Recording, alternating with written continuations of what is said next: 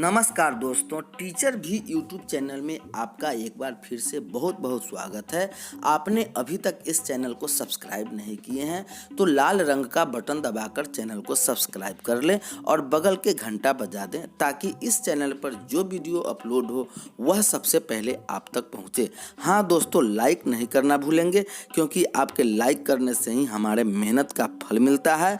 और शिक्षक एवं शिक्षा जगत से अपडेट खबर पाने के लिए आप हमारे teacherभी.com पर जाकर सर्च कर सकते हैं, डाउनलोड कर सकते हैं। इस वक्त बड़ी खबर आ रही है मध्य विद्यालय से हाई स्कूल तक के शिक्षकों के लिए बड़ी खबर है। प्रधानाध्यापक की बहाली परीक्षा से राज्य के अपग्रेड हाई स्कूल में प्रधानाध्यापकों की बहाली के लिए नीति बन रही है। जल्द ही नीति तैयार हो जाने पर परीक्षा लेकर इनकी बहाली होगी। सभी उत्क्रमित अपग्रेड स्कूलों में केंद्रीय विद्यालय की तर्ज पर प्रधानाध्यापक होंगे। पूर्व के मध्य विद्यालय और अपग्रेडेशन के बाद के हाई स्कूल के लिए अलग अलग प्रभारी होंगे। एक प्रधानाध्यापक होंगे जो परिसर के दोनों स्कूलों में प्रशासनिक काम को देखेंगे। शिक्षा मंत्री विजय कुमार चौधरी ने यह घोषणा शुक्रवार को विधान परिषद में की।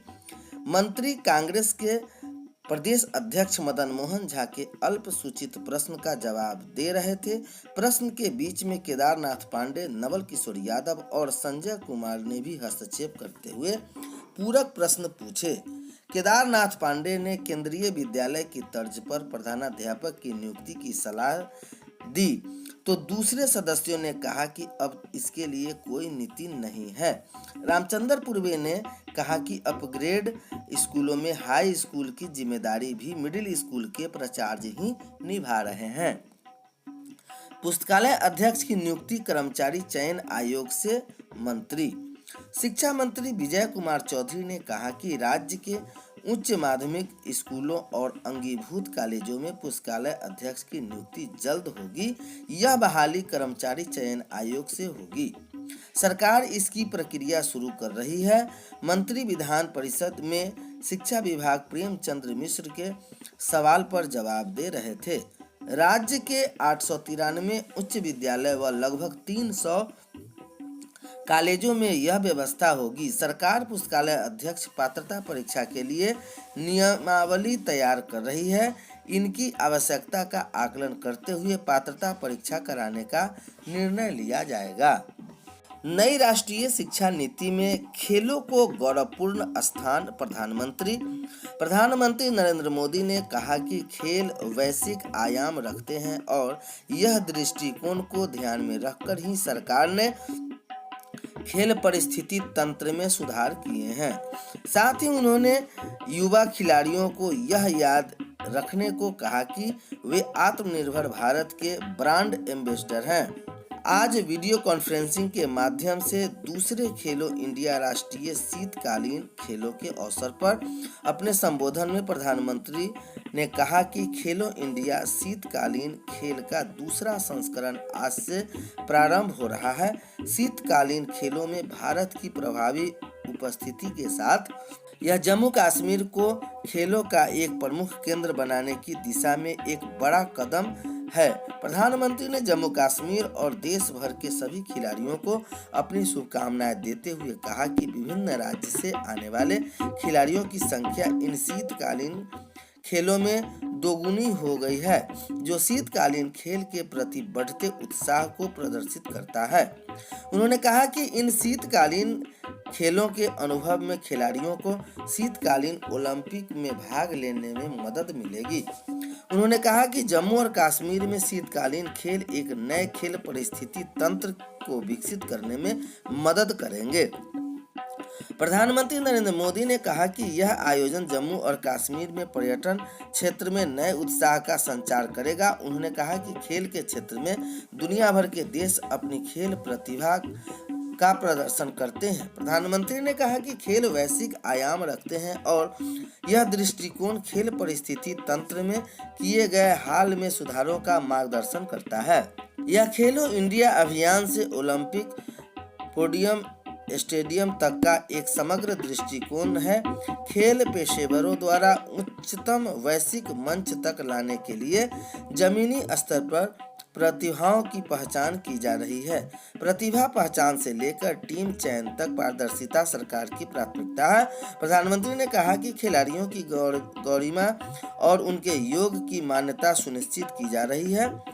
प्रधानमंत्री ने कहा कि राष्ट्रीय नई शिक्षा नीति में खेलों को गौरव स्थान दिया गया। उन्होंने कहा कि खेल जिन्हें पहले पाठ्यचर्या गतिविधि माना जा रहा था, तब उन्हें पाठ्यक्रम के अंग के रूप में शामिल किया जा रहा है और खेलों में पर्याप्त होने वाले अंगों को बच्चों की शिक्षा के साथ जोड़ा जा रहा है। प्रधानमंत्री ने कहा कि खेलों में के लिए उच्च शिक्षा संस्थान और खेल विश्वविद्यालय की स्थापना की जा रही है। उन्हें खेल विज्ञान और खेल प्रबंधन को स्कूली स्तर तक ले जाने पर जोर दिया, क्योंकि इससे युवाओं के कैरियर की संभावनाओं में सुधार होगा और खेल अर्थव्यवस्था में भारत की उपस्थिति बढ़ेगी। मोदी ने युवा खिलाड़ियों को यह याद रखने को कहा कि वे आत्मनिर्भर भारत के ब्रांड एम्बेसडर हैं। प्रधानमंत्री ने अपने संबोधन का समापन करते हुए कहा कि विश्व भारत खेल क्षेत्र में उसके प्रदर्शन के आधार पर मूल्यांकन करता है। सरकारी स्कूलों में बजी दाखिले की डुगडुगी 10 से शुरू होगा। पहली से 9वीं कक्षा में नामांकन 6 वर्ष के बच्चों का नामांकन पहली क्लास में होगी। राज्य के सरकारी स्कूलों में पहली से 9वीं कक्षा में दाखिले की डुगडुगी बज रही है। 10 मार्च से यह शुरू हो जाएगी। अप्रैल से होगी कैचअप कोर्स की पढ़ाई। सरकारी स्कूलों में 3 माह के कैचअप कोर्स की पढ़ाई अप्रैल के पहले हफ्ते से शुरू होगी। सरकारी स्कूलों में 3 माह के कैचअप कोर्स की पढ़ाई अप्रैल के पहले हफ्ते से शुरू होगी। अप्रैल में बच्चे होंगे तो नई कक्षा में, लेकिन कैचअप कोर्स के जरिए 3 माह तक पूरी कक्षा में पाठ पढ़ेंगे, ताकि नई कक्षा की पढ़ाई में उन्हें किसी प्रकार की कठिनाई नहीं हो। बच्चे खुद को नई कक्षा के स्तर पर अनुरूप महसूस कर सकें। दरअसल कोरोना काल ने स्कूल बच्चों को पढ़ाई पर असर डाला है। कोरोना से बचाव को लेकर गत वर्ष स्कूल लगातार बंद रहे। इसके बच्चों का सीखना एवं उनकी पढ़ाई बाधित हुई है।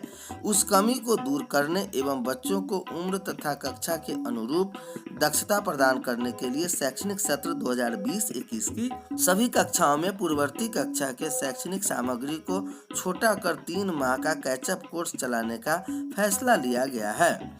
8वीं तक शिक्षा प्राप्त कर चुके बच्चों का नामांकन मध्य विद्यालय के प्रधानाध्यापक नजदीक के उच्च विद्यालय में कराएंगे। 20 मार्च तक चलने वाले यह प्रधान सचिव अरविंद चौबे के संयुक्त हस्ताक्षर से सभी जिलाधिकारियों को निर्देश के साथ गाइडलाइन जारी किए गए। इसके मुताबिक हर जिले में जिला स्तर पर जिलाधिकारी की अध्यक्षता में कमेटी होगी। उसमें शिक्षा पदाधिकारी, प्रारंभिक शिक्षा व समग्र शिक्षा अभियान माध्यम से